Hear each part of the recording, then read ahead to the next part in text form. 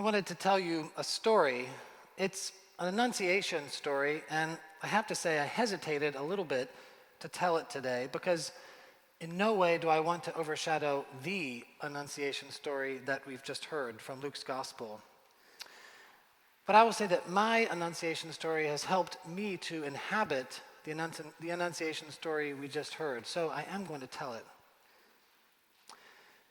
When my spouse Michael and I decided to become parents, we discerned that the best way for us to do so would be to adopt. We had to jump through many hoops, but after partnering with an adoption agency and creating an online profile of ourselves for expecting moms to see who might choose us to be the parents of their child, we were finally ready. It didn't take long for a mother to choose us, and so we entered into a process with her that we assumed would end with us having a baby. Well, 5 months later, and just a few weeks before the due date, these plans all changed. This particular mom changed her mind, and she decided that she was going to keep her child. Although we accepted that this was good news because it meant that she felt she now had the resources to care for her child and be a parent, it felt pretty awful for us. We had told all of our family and friends. We had chosen a name. We had started to buy clothes and toys. We had arranged for parental leave. We had imagined our life with this particular child in it. But it was not to be. After this loss, we decided to pause from the adoption process for a few moments and catch our breaths before moving forward. Not long after, though, unexpectedly, the adoption agency called us again and said that another expecting mother had chosen us to be the parents of her child. They weren't able to tell us much about her, a few biographical facts: that she lived on the East Coast, that she was almost 9 months pregnant. That and the fact that we had just 12 hours to say yes or no to this adoption opportunity. 12 hours and little information to make one of the biggest decisions of our whole lives. Right. Well, as you can imagine, when we shared with friends and family, people had all kinds of thoughts and opinions about what we should do and whether or not we should move forward. Some were supportive. Others warned us to be careful. One person called it a rebound adoption after our initial loss and urged us not to move too quickly. There will be other babies, they said. These voices and the ones that we had already worked hard to overcome, like the ones that said we couldn't be good parents because we were gay, they loomed large if we let them. And yet, although we had very little time, we quickly came to know deep down in our hearts what our response would be. And so the next morning, we called up the adoption agency and we said yes. Yes, we would like to move forward. A few days later, we met the mom over the phone. A few days after that, she texted us and said that she was going to be going into labor soon and that if we wanted to be there, we should come quickly. In a matter of hours, we got to the airport. We flew across the country and we found ourselves in a delivery room, bearing witness to the birth of our son.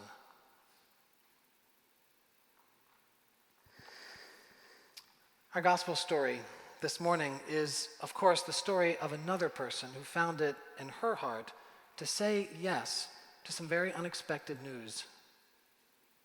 "Here I am," says Mary to the angel Gabriel, "the servant of the Lord. Let it be with me according to your word." I would say those are the most important words ever spoken.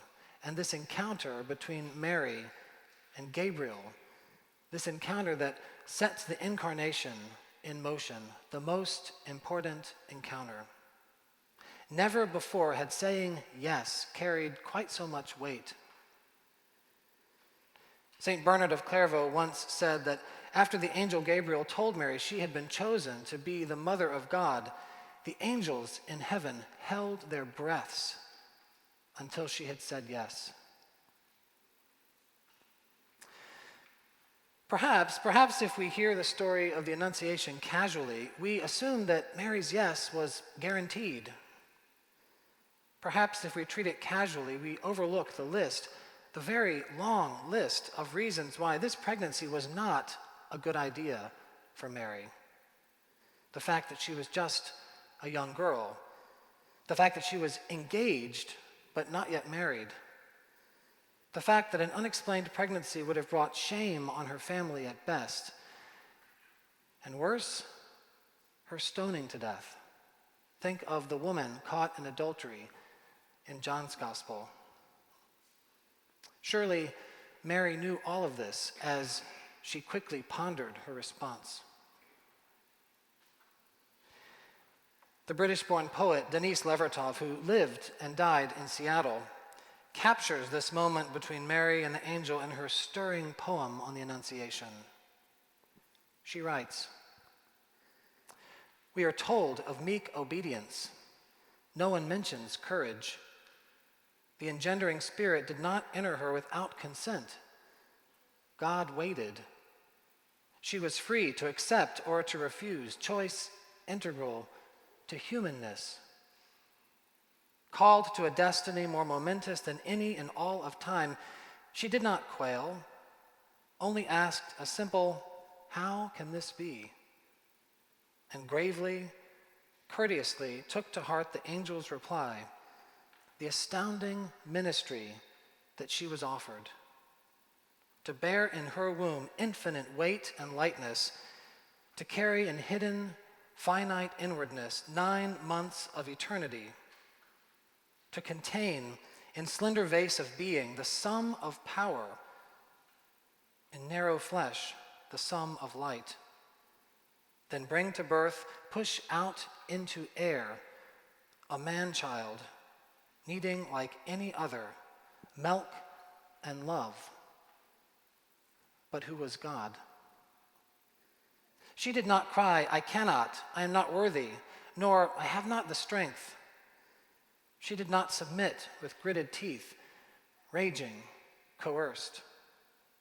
Bravest of all humans, consent illumined her. The room filled with its light. Consent, courage unparalleled, opened her utterly."